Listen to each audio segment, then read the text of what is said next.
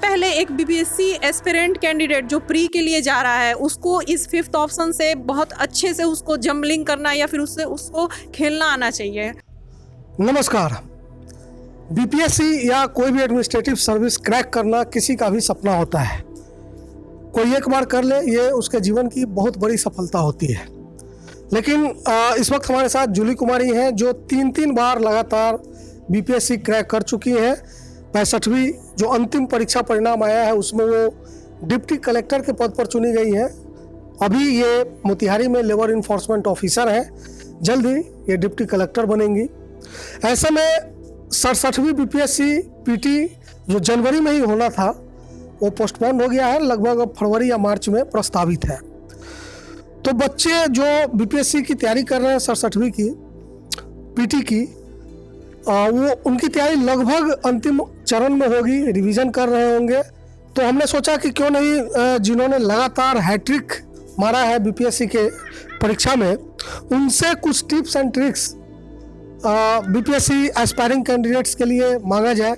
इसलिए हम आपके पास आए हैं मैडम कि आप कुछ बताइए कि क्या पढ़ना है अब कम दिनों में, क्या छोड़ना है, कैसे पढ़ना है, ताकि बच्चे 67वीं के लिए अपने आप को बेहतर तरीके से प्रिपेयर कर सकें। सबसे पहले आपकी शुभकामनाओं के लिए धन्यवाद।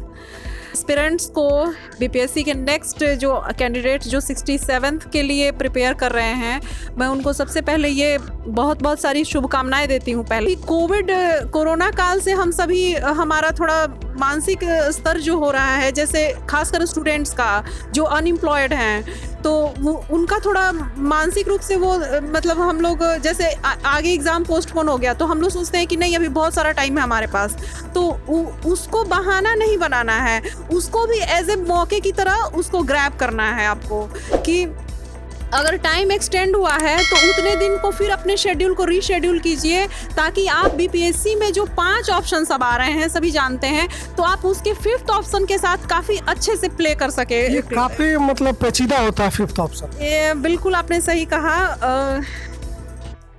ये जो 5th ऑप्शन होता है इसी से खेलना, सबसे पहले एक बीपीएससी एस्पिरेंट कैंडिडेट जो प्री के लिए जा रहा है उसको इस 5th ऑप्शन से बहुत अच्छे से उसको जम्बलिंग करना या फिर उससे उसको खेलना आना चाहिए। एक तरह से उसको खेलना ही कहेंगे। जब हम एग्ज़ाम में बैठते हैं तो हमारे पास बहुत सारे प्रेशर्स होते हैं, हम अकेले नहीं होते हैं उस समय एग्ज़ाम्स में उस समय हमारे साथ बहुत सारे अपने मॉम डैड की उम्मीदें होती हैं, जो गार्जियंस हैं उनकी उम्मीदें हैं, 2 महीने या 1 महीने का जो एक्सटेंशन मिला है, तो इसको उसमें इस तरह से प्रिपेयर करेंगे। किसी भी क्वेश्चन के चारों चॉइस को इस तरह से आप देखेंगे कि आप 5th चॉइस को उससे कोरिलेट कर सकें।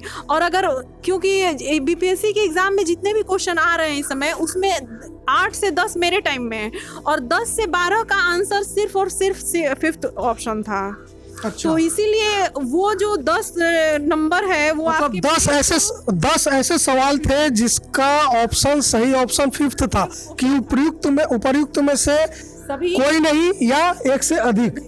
हाँ, ये काफी पेचीदा, इसको समझिए जी। तो इसी वजह से इस पे सबसे ज्यादा डिस्कशन और अपने मेंटल लेवल को इस पे प्रिपेयर करने की ज्यादा जरूरत है एस्पिरेंट्स को। कुछ उसके लिए क्या ट्रिक्स, जैसे कोई भी, जैसे आप हिस्ट्री ही लिया, चाहे कोई भी जो सब्जेक्ट आप पढ़ रहे हैं 5th को प्रिपेयर करने के लिए, 5th ऑप्शन के लिए, तो मैं यही कहूँगी कि आप जैसे कभी बैठ रहे हैं, सोच रहे हैं या रिवीजन कर रहे हैं, तो उस एक फैक्ट से रिलेटेड जितने भी उसके फैक्ट्स हैं, म्यूचुअल फैक्ट्स, उन सबको जरूर दिमाग में रखा करें। जब कोई एक एग्जांपल मैम आपको अभी तो मुझे वैसे याद नहीं आ रहा है, लेकिन जैसे किसान आंदोलन के बारे में ज़्यादा क्वेश्चंस आते हैं, तो किसान आंदोलन को आप इस तरह से रीड कीजिए उस पैराग्राफ को कि उससे रिलेटेड चाहे जितनी भी टैकल्स उसमें बनाए एग्जाम्स में, लेकिन आपका हर टैकल्स आपके दिमाग में रहे और आप उस 5th आंसर को, क्योंकि किसान आंदोलन में मैंने मैक्सिमम देखा है कि हमारा 5th ही आंसर रहता है, तो किसान आंदोलन से रिलेटेड इस तरह से उस पैराग्राफ को तैयार कीजिए या रिवीजन कीजिए कि 5th ऑप्शन को आप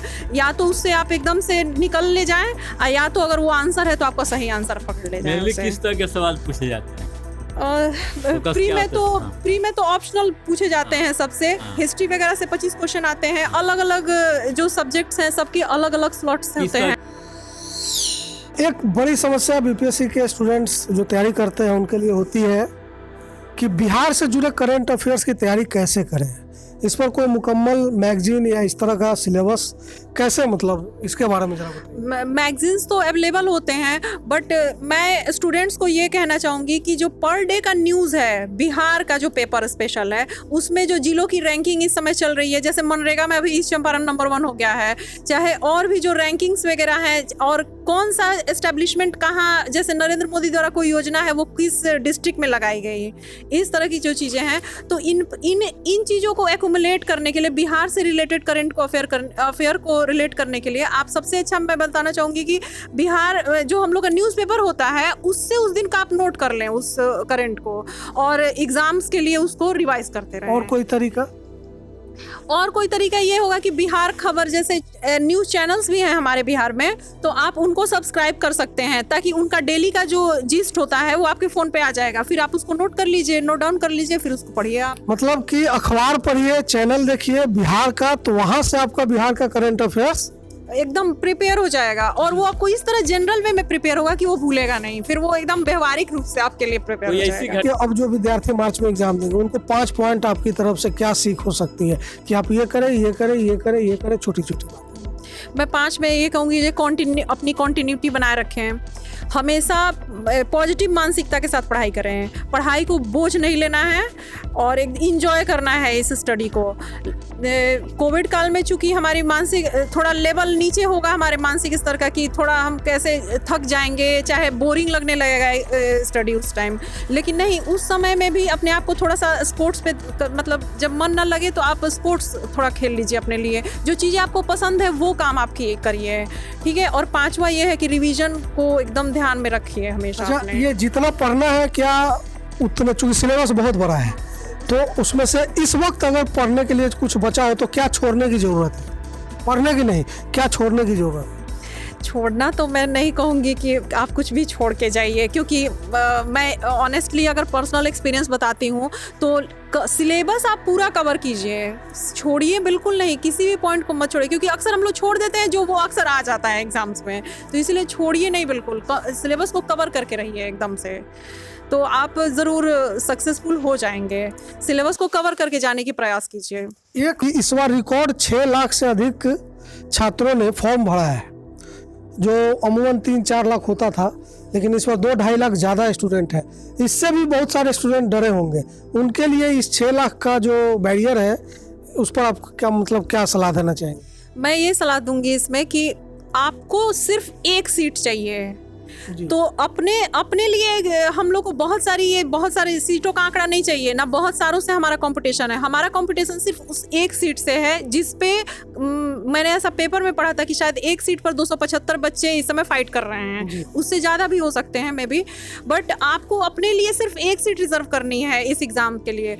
तो बस मन में अपनी इस तरह की मानसिकता बनाइए कि मुझे सिर्फ एक सीट अपनी हासिल करनी है, मेरा किसी से कंपटीशन नहीं है, खुद से कंपटीशन है, और खुद का अच्छा परफॉर्मेंस मुझे साबित करना है इस एग्ज़ाम में। तो इस पॉजिटिव मानसिकता के साथ, और सिर्फ ये सोचिए कि मेरा बस वो एक सीट हमारी है, उसके अलावा इर्द गिर्द नहीं सोचना है, और हम उसको हासिल कर ले जाएंगे। अपने तैयारी के लिए कोई रूटीन भी है क्या? तैयारी के लिए क्या, कितना समय पढ़ा जाए, कौन कौन सब्जेक्ट पहले पढ़ा जाए? एकदम रूटीन है। देखिए, प्री के लिए सबसे पहली बात है कि 150 क्वेश्चन रहेंगे 2 आवर्स के लिए, नेगेटिव मार्किंग नहीं है, 5 ऑप्शंस हैं आपके पास, और इसमें जो सिलेबस है इसका वो इस तरह से कुछ रहता है कि हिस्ट्री, ज्योग्राफी, इकोनॉमिक्स, बिहार से रिलेटेड करेंट अफेयर, बिहार से हिस्ट्री में बिहार के जितने भी मूवमेंट्स हुए हैं उनका योगदान, बिहार के इम्पोर्टेंट पर्सनालिटीज़, और ऊपर से करेंट अफेयर जो आपका चल रहा है, इसमें नोबल भी आता है जो करंट अफेयर में ही इंक्लूड कर देंगे उसको हम लोग, विविल्डम, टेनिस वगैरह सारी चीज़ें। ये जो फिल्म फेस्टिवल हैं वो सब भी आते हैं, पूछे जाते हैं, और बिहार के जिलों की जो रैंकिंग किसी भी स्पेसिफिक चीज़ों के लिए, जैसे आजकल प्रोडक्ट वाला भी रैंकिंग आ गई है कि एक ज़िले का GI टैग्स, ये सारी चीज़ें ज़रूरी हैं। तो अपने सिलेबस को कवर करने के लिए प्रतिदिन आप मतलब शुरुआत की मैं बात बता रही हूँ तो 1-1 घंटे तो आप अपने सब्जेक्ट पे दे सकते हैं, लेकिन अगर उससे भी ज़्यादा दे सकते हैं तो ये बहुत अच्छी बात है। लेकिन चूंकि अभी रिवीजन का आपका टाइम शुरू हो गया है, तो दिमाग में अगर कोई भी सवाल आपके आता है तो उससे रिलेटेड सारे क्लूज भी आप अपना रेडी रखेंगे।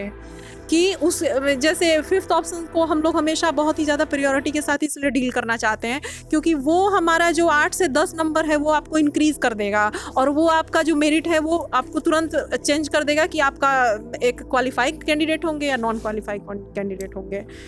ज्योग्राफी और इकोनॉमिक्स को लेकर के बिहार के रेफरेंस में किस तरह से तैयारी करनी चाहिए? ज्योग्राफी हमने तो लूसेंट बिहार ऐसे एक बुक आती है उसमें ज्योग्राफी आपका बिहार का टोटल ज्योग्राफी रहता है। क्योंकि अब झारखंड हमारा अलग हो चुका है हमारे से, तो बिहार में जो फ्लड एरिया है वो और नॉन फ्लड एरिया है वो, यानी गंगा के नॉर्थ में और गंगा के साउथ में जो भी हैं वो चीज़ें उसमें बड़े अच्छे से विस्तृत से लिखी गई हैं। तो इतना सफिशियंट है ज्योग्राफी के लिए उसमें। और इकोनॉमिक्स उसकी इकोनॉमी मतलब बिहार की इकोनॉमी के लिए तो जो बजट है वो तो ज़रूर आप रीड करके जाइए, जो बिहार का 1 साल का अभी जो है नेक्स्ट वन, तो उसको ज़रूर रीड करके जाइए।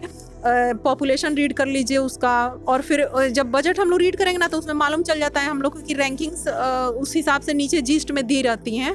तो इस तरह से आप उसको रीड कर सकते हैं। किसी महापुरुषों के योगदान के बारे में भी जानकारी ली जाती है, पूछा जाता है सवाल। जैसे बिहार में जितने भी लोग जैसे जन्म हुआ, बुद्ध के विषय में भी पूछा जाता है। वीर कुंवर सिंह के बारे में जो 1857 का नेशनल मूवमेंट था हमारा पहला स्वतंत्रता आंदोलन, उसके विषय में कुंवर सिंह के विषय में भी पूछा गया। चूँकि चंपारण भी बिहार का एक पार्ट है और भारत भर में सत्याग्रह और चंपारण आंदोलन के बारे में पूछा गया। आंदोलन की बहुत कोई सवाल भी पूछे जाते हैं, पूछे गए हैं कि सबसे पहले देश में सत्याग्रह की शुरुआत कहाँ से हुई थी। तो इसमें हमारा जैसे सारे ऑप्शंस में बिहार भी रहेगा, या जिला अगर ऑप्शन में है तो जिला रहेगा। और मैं बहुत सारी शुभकामनाएं दूंगी जो यहाँ से निकल के बच्चे जाएंगे, अभी प्री एस्पिरेंट्स बनेंगे, मैं उनके लिए बहुत सारी शुभकामनाएं देती हूँ। Thank you very much. तो आपने देखा और उम्मीद है कि मैम ने जो टिप्स एंड ट्रिक्स बताए हैं, और ख़ास करके इसका जो हासिल महफिल कहते हैं कि आज की बातचीत का जो सबसे महत्वपूर्ण पॉइंट निकला कि आपके 8 से 10 सवाल 5वां ऑप्शन है।